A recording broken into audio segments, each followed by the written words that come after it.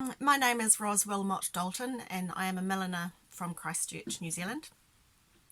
For this submission I have chosen a thermoplastic based piece. The thermoplastic is this. Thermoplastics are the most recent of materials to the selection of materials for millinery. And when I say recent, I mean sort of over 10 years plus ago. Thermoplastics are just one small part of millinery.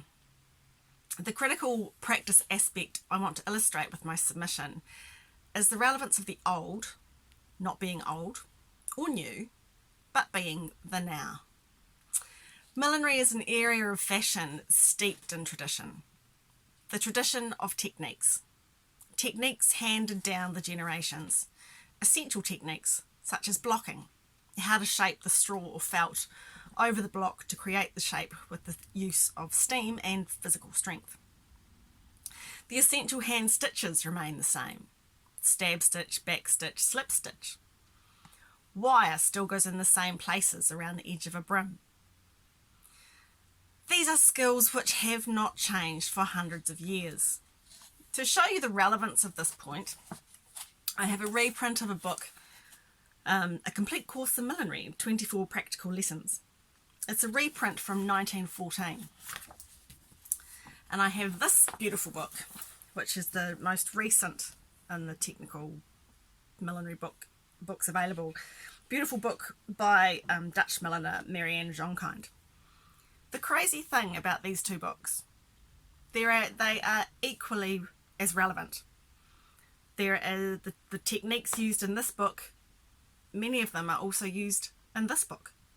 That's over 100 years apart, but they're both equally relevant resources. The technical skills are essential. The other thing that is essential, the essential tools have not changed. Needle, thread, thimble, steam, a vital ingredient for all millinery, irons, French flower making tools, egg irons, blocking cords, and every milliner's love, blocks.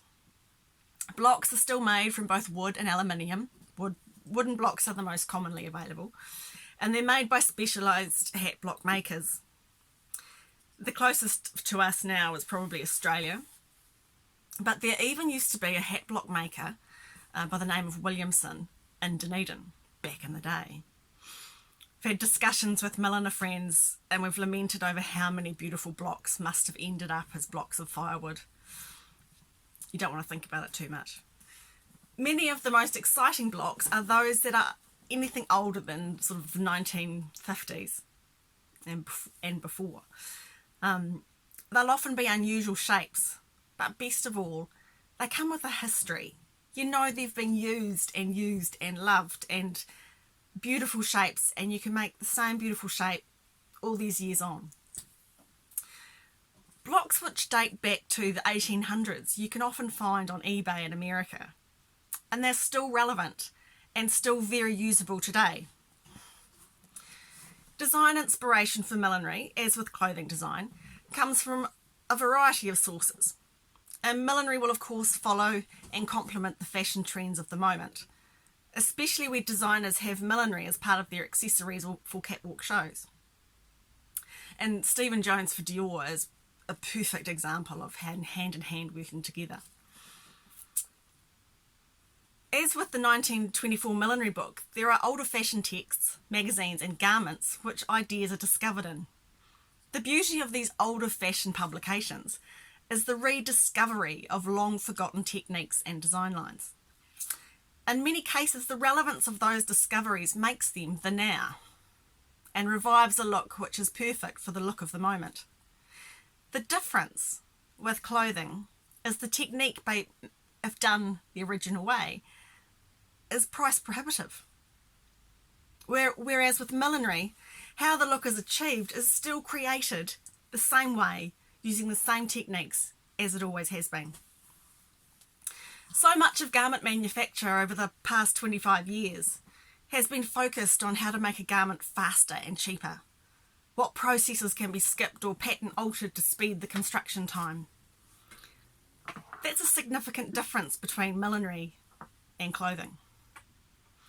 There are not steps which can be missed or skipped in the construction of a hat, even the mass-produced ones. They are still blocked in 1 or 2 pieces, crown and brim, joined, wired and bound.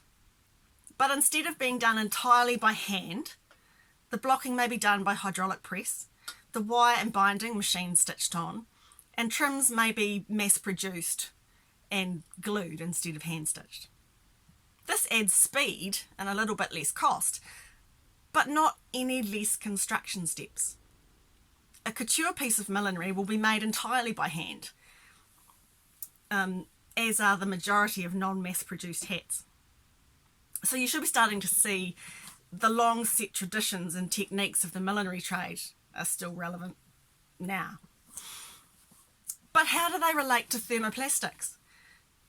Knowing and understanding how to handle the traditional materials such as felts and straws gives the essential handling and skill base required to then understand how to handle a thermoplastic, to start off.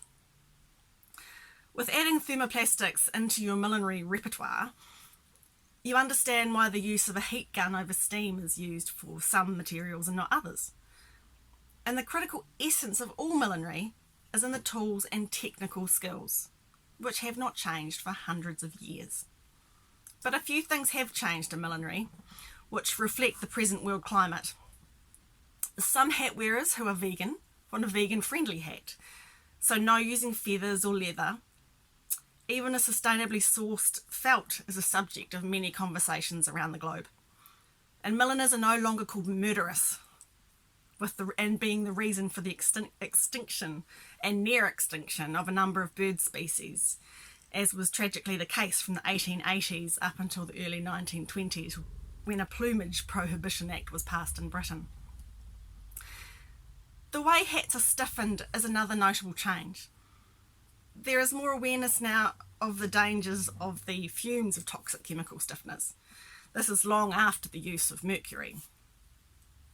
And the chemical stiffeners today, they're so powerful that you really need some quite full-on breathing apparatus in open-air spaces. There are now more user-friendly and safer options. The availability of materials is the toughest challenge here in New Zealand. It's pretty much zero, unless you find a random discovery of a vintage millinery stash from a retired milliner in a op shop or on Trade Me. Very exciting. Long gone are the millinery suppliers who had warehouses in every city in New Zealand, as was the case in the 60s.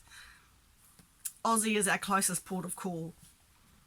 But the biggest change in the millinery industry, and also challenge, by far, is the understanding of hats and headwear by the general population.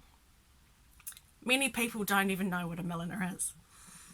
But one thing I can confirm, we might not use mercury for stiffening, but we're all just a wee bit mad.